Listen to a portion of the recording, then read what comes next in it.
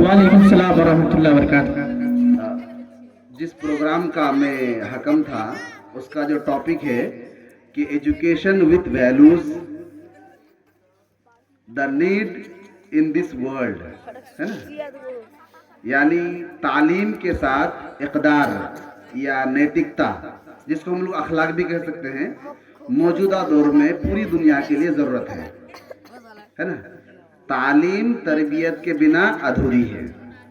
एक बात कही जाती है कि अगर आप तालीम के मैदान में कमज़ोर हैं तो तरबियत उसको पूरी कर सकती है, लेकिन अगर तरबियत के मामले में हम पीछे हो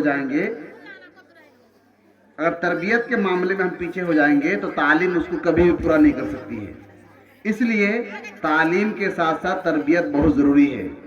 आज के इस दौर में हुआ ये है कि नॉलेज का तो अंबार हो गया है, लोग पढ़े लिखे भी हैं, लेकिन पढ़े लिखे भी वही काम करते हैं जो एक अनपढ़ करते हैं, तो फिर तालीम का कोई मतलब नहीं रहा।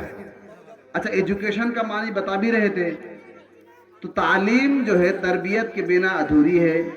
आप अगर तालीम हासिल कर रहे हैं तो उस पर अमल करना भी सीखिए। अच्छा, वो तालीम जो आपको दीन से दूर कर दे, वो तालीम जो आपको आपकी सकाफत से, आपको आपकी कल्चर से, आपको आपकी रहन सहन से दूर कर दे, वो तालीम बर्बाद है। उस तालीम का कोई मतलब नहीं है।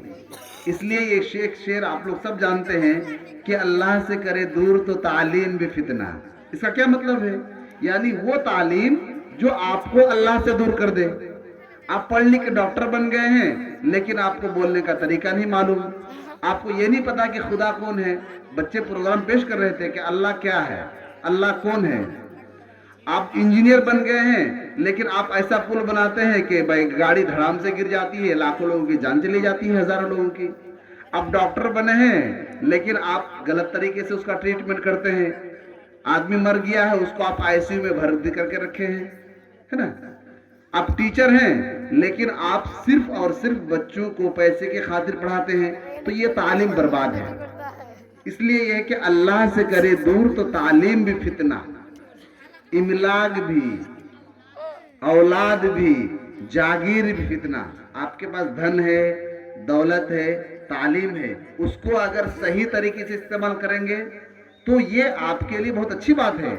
लेकिन अगर आपके पास दौलत है, पावर है, शोहरत है, लेकिन उससे आप दूसरों को दबाते हैं, कमजोर लोगों का हक मारते हैं, नाजायज तरीके से किसी के माल को गजब करते हैं, तो ये तमाम चीजें फितना है। तो अल्लाह से करे दूर तो तालीम भी फितना, इमलाक भी, औलाद भी, जागीर भी फितना, ना हक के लिए उठे तो शमशीर भी फितना। शमशीर के मानी क्या है? शमशीर, व्हाट इज मीनिंग ऑफ शमशीर? शमशीर किसे कहते हैं? तुम बोलोगे कि मेरा चचेरा भाई का नाम शमशीर है। हाँ, शमशीर के मानी तलवार होता है जी। क्या है? तलवार। क्या है? कोई रिस्पॉन्स नहीं। तो ना हक के लिए उठे तो शमशीर भी फितना, और शमशीर ही क्या, नारे तकबीर भी फितना। अगर आप अल्लाह का नाम लेके किसी के ऊपर नाजायज तरीके से क्या करते हैं, किसी का कत्ल करते हैं, ये भी फितना है। इसलिए आप लोग तालीम खूब हासिल कीजिए, लेकिन तरबियत के मामले में पीछे नहीं होना है। आज समाज में लोगों का यही एक चर्चा है कि भाई पढ़ लिख के तो लोग आते हैं, लेकिन उसकी बिहेवियर में कोई बदलाव ही नहीं है। तो एजुकेशन का मतलब भी यही है कि मॉडिफिकेशन ऑफ बिहेवियर, आपकी बर्ताव में तब्दीली आ जाए। जिस दिन आप सुने कि झूठ बोलना सही बात नहीं है, उस दिन से झूठ को छोड़ देना है, तब आपने तालीम हासिल की। जिस दिन आपने सुना कि लड़ाई झगड़े नहीं करने हैं, हसद नहीं करना है, गीबत नहीं करनी है, चोरी नहीं करना है, उस दिन से अगर ये तमाम चीजों को छोड़ दिए, इसका मतलब आपने तालीम हासिल की। लेकिन इन तमाम चीजों को जानते हुए भी अगर ये तमाम काम करेंगे, मतलब आपके पास वैल्यूज नहीं आया, आपके पास इक़दार नहीं आया।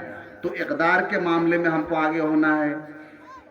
हमारा ये जो समाज है, ये इक़दार मतलब अखलाकी जवाल का शिकार है।